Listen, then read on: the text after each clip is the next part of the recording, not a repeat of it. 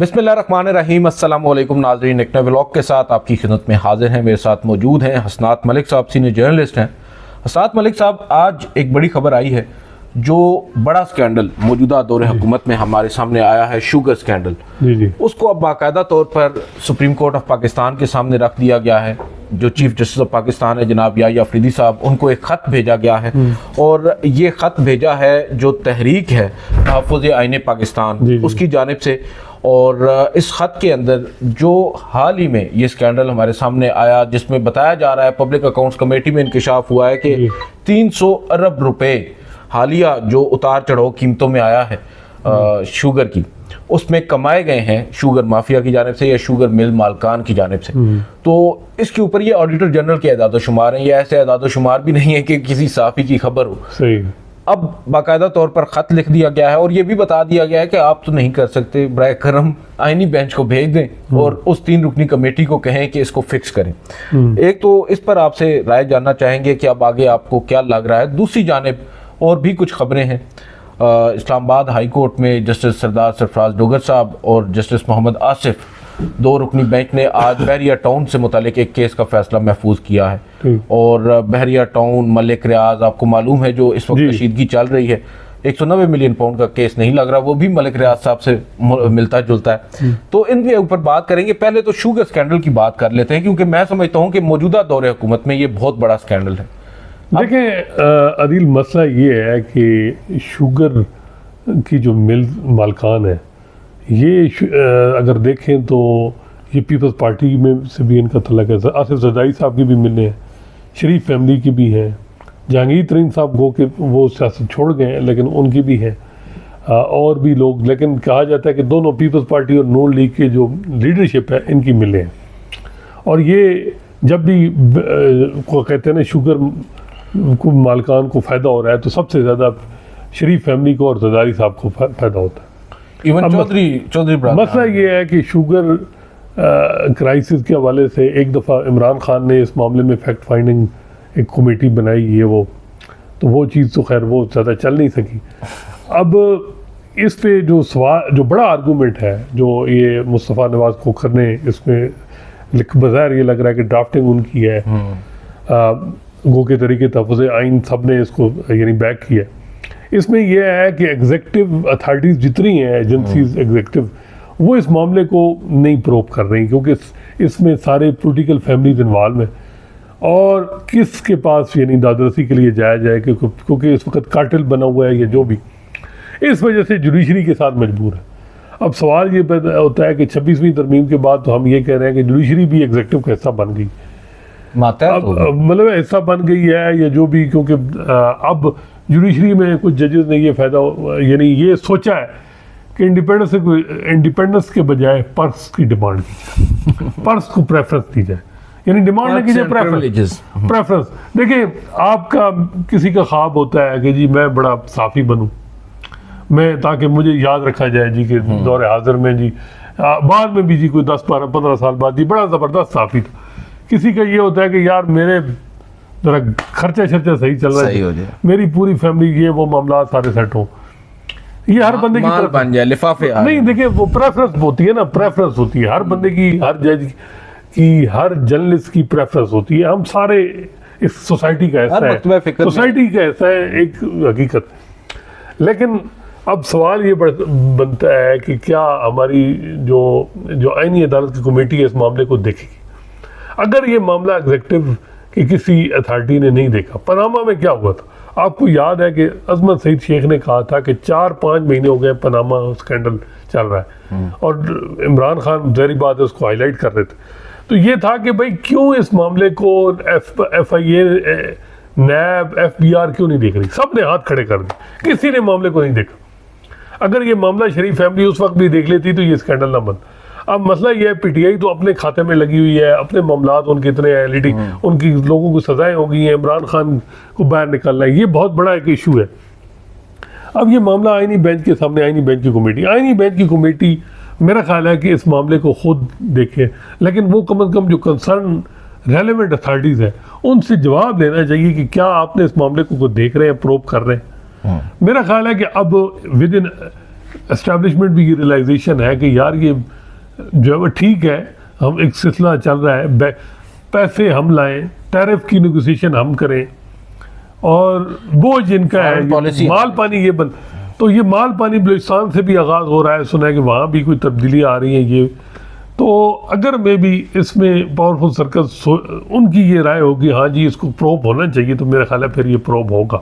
मतलब ये आप समझते हैं मौजूदा दौर के लिए, मौजूदा दौर हुकूमत में इनके लिए पनामा भी साबित हो सकता है? देखिए ये बहुत बड़ा मामला है अगर बैकिंग अच्छी है। बैकिंग, ये बात ये है कि एक्सपोर्ट जो की गई और फिर मोहम्मद मालिक साहब की खबर, उस खबर पे मुतजाद आ रहा है, उस खबर के डिनाई ऑफिशियली नहीं किया गया कि शहबाज शरीफ साहब को लाहौर बुलाया गया और कहा गया कि आप अगर चीनी ही नहीं एक्सपोर्ट करा सकते तो घर बैठ जाए।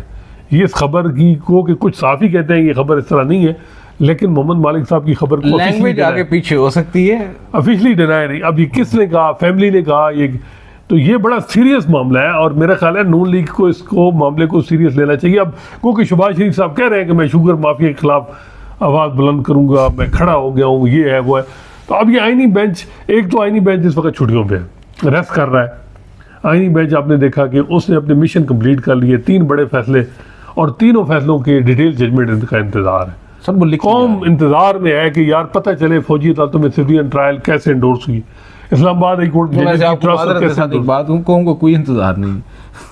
अब वो वक्त गुजर गया है कि अदालती फैसलों को लोग देखते थे, they look forward to it, अब वो काम नहीं होता। अब अदालतों का पता है लोगों को क्या फैसला आना है और डिटेल रीजनिंग में क्या कुछ होना है। नहीं, मेरा ख्याल है कि अभी भी कौम को वेट होगा कि भाई देखें लोगों के राइट का मामला है, ये राइट्स जो फंडामेंटल राइट्स हैं और जिस तरीके से लोगों को कन्विक्ट किया गया, उनको अपील का हक नहीं है मिलिट्री कोर्ट के खिलाफ। अब जो है वो वेट कर रहे हैं कि कब सुप्रीम कोर्ट की जजमेंट इम्प्लीमेंट हो अपील का हक, और बताया जा रहा है कि इस जो मुझे खबर है कि असद कैसर साहब ने इस हवाले से प्राइवेट मेंबर बिल मूव किया हुआ है पार्लियामेंट में कि जी इसको सुप्रीम कोर्ट की उस पर भी कोई पेशरफ नहीं हुई हुकूमत ने। हालांकि मुझे एक हुकूमती सोर्स ने बताया था कि हुकूमत रजामंद है। कोई लोग कहते हैं कि आईनी बेंच हो ही नहीं सकता था कि ये उनको अंदाज़ा ना होता तो वो ये लिख देते कंडीशन, क्योंकि बहुत सा एक प्रेशर आता है इंटरनेशनली पाकिस्तान पे कि जी मिलिट्री जस्टिस सिस्टम पे, तो अगर आप अपील का हक दे दें तो फिर कोई मसला नहीं। अगर सिविलियन अदारे, सिविलियन कोर्ट जो है हाई कोर्ट एग्जामिन कर ले अपील तो फिर कोई ऑब्जेक्शन नहीं। तो इस वजह से कुछ लोग कहते हैं कि अब हुकूमत में भी अपील का हक दे दे, लेकिन फिर सवाल उठता है कि क्या इस केस का कलभूषण पे भी असर पड़ेगा अगर अपील का हक मिलता है? ये जो एक सवाल है। आपको याद है कि बंदियाल साहब के जब थे चीफ जस्टिस, उन्होंने भी अटॉर्नी जनरल को कहा था कि आप पूछे कि अगर अपील का हक देते हैं तो हम इस मामले को और डील करते हैं, लेकिन वो नहीं माना गया। कहा गया कि कुछ हमारी इंटरनेशनली कुछ फोरम पे ऐसे केस चल रहे हैं जो इफेक्ट होंगे। तो मेरा ख्याल है अपील जो है वो अब बात आगे यानी ज़्यादा आगे दूसरी तरफ चली गई है। अपील पे मुझे लगता है हुकूमत कंफ्यूज है और कोई फैसला अभी कर पा नहीं रही। आईनी बेंच जो है वो जैसे मैंने बताया कि वो अगस्त में भी पूरी छुट्टी पे है। मंदोखेल साहब ने पिछले साल रेस्ट नहीं की, क्योंकि पिछले साल तो मसला ये हो गया था ना कि वो 12 जुलाई का फैसला हो गया था, वो तरमीम भी आनी थी। तरमीम 26वीं तरमीम के लिए काजी फैसल साहब ने उनके जो करीबी हो रही थी, उनके लाइक माइंडेड जो जजेस थे वो रात दिन एक कर दिया था, 63A का फैसला रिवर्स करना जो किया था। हालांकि हम सारे उसके खिलाफ थे जो मुनीब साहब की जजमेंट, लेकिन जिस टाइमिंग के ऊपर सवालात थे लेकिन टाइमिंग पे। लेकिन अब आईनी बेंच रेस्ट पे है। आईनी बेंच की देखिए इतना काम अब देखिए हम भी तो जाती बताया जा रहा है कि एनरोलमेंट कमेटी के चेयरमैन है मंदोखेल साहब जी। वकीलों की एनरोलमेंट हो रही है माशाल्लाह। बलूचिस्तान में तो बताया जा रहा है 100% लोग एनरोल हो चुके हैं, वहाँ खबरें आ रही हैं। नहीं, यहाँ पर भी आजकल वो जो मुख्तलिफ कमेटीज उनको हेड भी कर रहे हैं, वही एनरोलमेंट कमेटी के हेड चेयरमैन। नहीं जो बाहर वो आपको मालूम है बन रहा है, नया ब्लॉक बन रहा है, उसको भी वही देख रहे हैं। अच्छा, देखिए वो एडमन जज है ना नंबर 2 इस वक्त याही अफरीदी साहब के अगर सबसे करीबी जज हैं तो मंदोखेल साहब बताया जा रहा है। वो इस वजह से हैं कि उनके जो अपने करीबी 50 साल दोस्ती उनकी अतर मिनाला साहब से थोड़ी रफाकत, वो दोस्त ना रहे, ठीक है। मंसूर अली शाह साहब से ऐसा उतनी ज़्यादा नहीं थी, लेकिन वो भी अब सिलसिला ख़त्म। अब उनका सारा रिलायंस जो है वो मंदोखेल साहब पे, आशम काकड़ साहब पे है, तो मियाँ गुल साहब से है।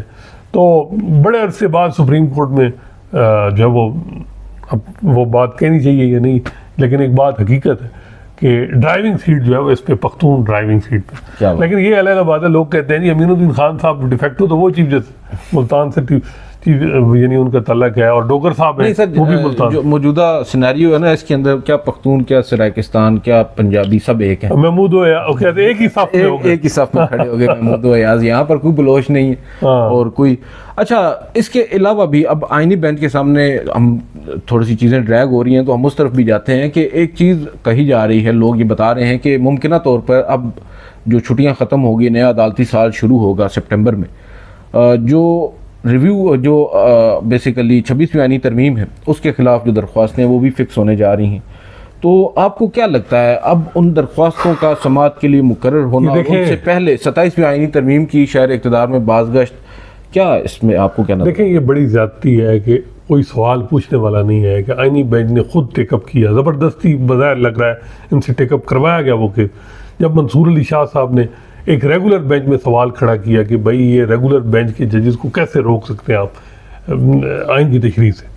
अच्छा, हालांकि आइन की तशरीह सारे कर रहे हैं, मंसूर अली शाह साहब की भी कई जजमेंट आ चुकी हैं जिन्होंने इंटरप्रिटेशन की है, इवन और भी अतर मिल्लत साहब ने कई की है, वो मतलब मुख्तलिफ आयशा मलिक साहिबा की भी जजमेंट अभी मोहम्मद अली मदर साहब कर रहे हैं रेगुलर बेंच में। अब ये जो आईनी बेंच वाले हैं, बज़ाहिर ये लग रहा है जो पॉलिटिकल केसेस हैं जिनकी इम्प्लीकेशन पॉलिटिकल है उन पे है कि जी वो केस वो ना सुने हम सुन रहे हैं। तो मेरा ख्याल है कि वो जो केस है वो लग तो जाएगा, लेकिन इतलात ये हैं कि 27वीं तरमीम का फैसला हो चुका है आईनी अदालत। हालांकि आईनी अदालत की ज़रूरत नहीं है, कोई लोग कहते हैं लॉलीपॉप है कि भाई 3 बड़े फैसले आईनी बेंच ने दिए हैं, आईनी बेंच के सरबराह ने दिसंबर में रिटायर होना है, उससे पहले थोड़ा सा उनको किया जाए।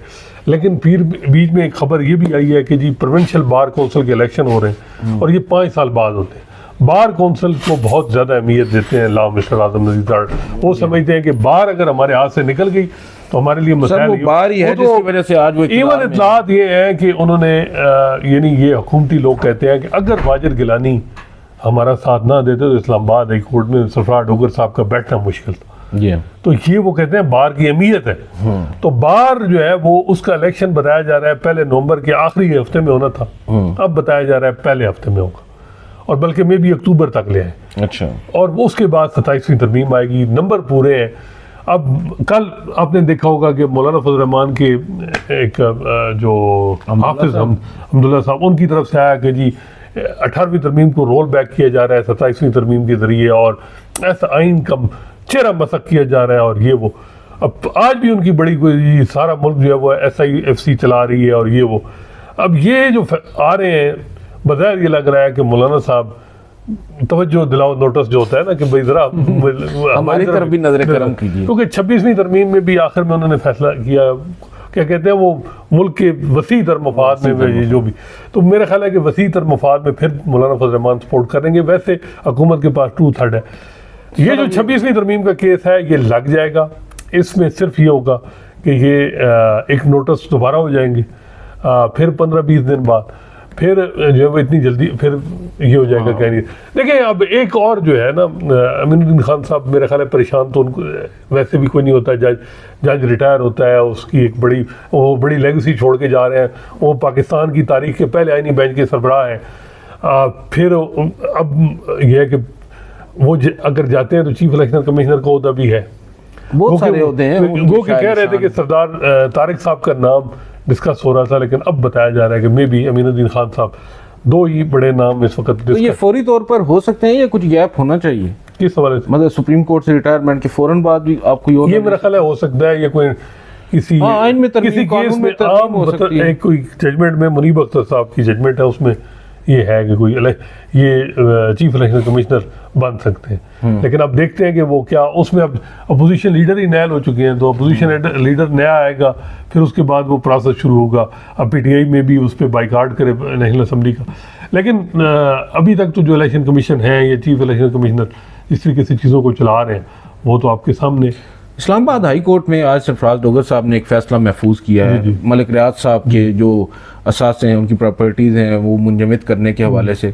फारूक नायक साहब बड़े आपको मालूम है काबिल वकील हैं, वो तो जुडिशल कमीशन के मेंबर भी हैं। उन्होंने फैसला वहाँ पर केस मुकर्रर भी करवा लिया और फिर फैसला भी महफूज करवा लिया, आजकल में आ जाएगा। दूसरी जानिब 190 मिलियन पाउंड केस है, वो भी मलिक रियाज साहब से जुड़ा हुआ है, वो नहीं आ रहा, लग रहा मुकर्रर हो रहा। तो ये क्या रहा है? मलिक रियाज साहब के केसेस अदालतें बड़ी फुर्ती देखिए, ये बहुत सारी जो प्रॉपर्टी है मलिक साहब की, इसमें काफ़ी ज़्यादा रज़ाई साहब के भी ये कहा जाता है, मुबैना तौर पे उनके भी इंटरेस्ट है।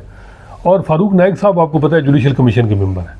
अगर वो वोट ना देते सरफराज डोगर साहब को, तो सरफराज डोगर साहब जो है वो में भी जज ना बन पाते, चीफ जस्टिस ना बन पाते। उनके लिए बहुत ज़्यादा मेहनत की है एहसन भून साहब ने, फारूक नायक साहब ने। उनकी खिदमात डोगर साहब नहीं इग्नोर कर सकते, ये हकीकत है। अब आखिरी दिन भी इतलात ये हैं कि जो मैं आपको आज खबर बताऊँ, इस्लामाबाद बार काउंसिल के जो मेंबर थे जुल्फ़िकार अब्बासी में, जी हाँ, इस्लामाबाद बार काउंसिल का इजलास होता है कि वोट किसको देंगे। 4 मेंबर ने कहा जी कि हमें मोहसिन कियानी को वोट देना चाहिए, एक ने कहा जी कि हमें डोगर साहब को देना, क्योंकि डोगर साहब आ जाना है। तो फिर उनको जो है वो जो है वो एक मेंबर जो है वो उनको पूरा दिन समझाते रहे कि आप डोगर साहब। आखिर में ये हुआ, उनको कहा गया कि आखिर में आपने वोट काउंट करना है, अगर हमारा वोट अगर 9 वोट हमारे कोई नहीं पूरे होते तो फिर आपने देखना है। लेकिन मजे की बात है कि जुल्फ़िकार अब्बासी साहब ने ना मोहसिन कियानी साहब को दिया, ना डोगर साहब को, उन्होंने वोट गुल हसन साहब को, मियां गुल साहब को। उनसे किसी ने मेंबर ने सवाल किया कि जी ये क्या है, आपने तो वोट तो मोहसिन कियानी साहब को देना। उन्होंने कहा जी या अफरीदी साहब ने इतनी जज्बाती तकरीर की और मैं समझा कि ये सारों को कन्विंस करके बैठे हैं, मुझे सिर्फ इन्होंने तो मैंने जो है वो उस वजह से जो है वो वोट जो है वो मियां गुल साहब को दे दिया। वैसे जो है मोहसिन अख्तर कियानी साहब के हवाले से बताया जा रहा है कि नहीं। अब bar council, Islamabad bar council जो है वो उसने जो वहाँ प्रिंसिपली डिसाइड ये हुआ था कि हमने मोहसिन कियानी साहब को वोट देना। लेकिन आप देखें दूसरी तरफ, वो प्रैक्टिकली देखें तो हर मामले में डोगर साहब के साथ खड़े हैं, हर मामले में।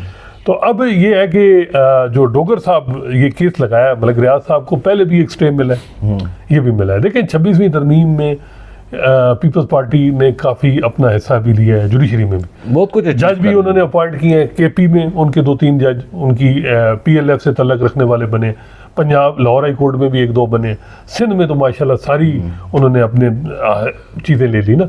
अब उन्होंने एक फायर वॉल बना ली है, अगर किसी मामले में एस्टेब्लिशमेंट उन्हें कोई तंग करती है, खासकर 18वीं तरमीम, पहले उनका होता है कि वो रज़ा रब्बानी के जरिए जो है 2-3 स्टेटमेंट जारी करवाते हैं कि NFC हमारी जो रेड लाइन है ये इसको नहीं छेड़ा जाएगा। आखिर में सिंध हाई कोर्ट में भी उनके ऑप्शन है। अभी देखा होगा कई ऐसे जो बेल है पीपल्स पार्टी के लीडर्स को, वो आईनी बेंच ने दी है वहाँ सिंध हाई कोर्ट में, तो वहाँ उन्होंने फायर वॉल अपनी पीपल्स पार्टी ने बना ली है।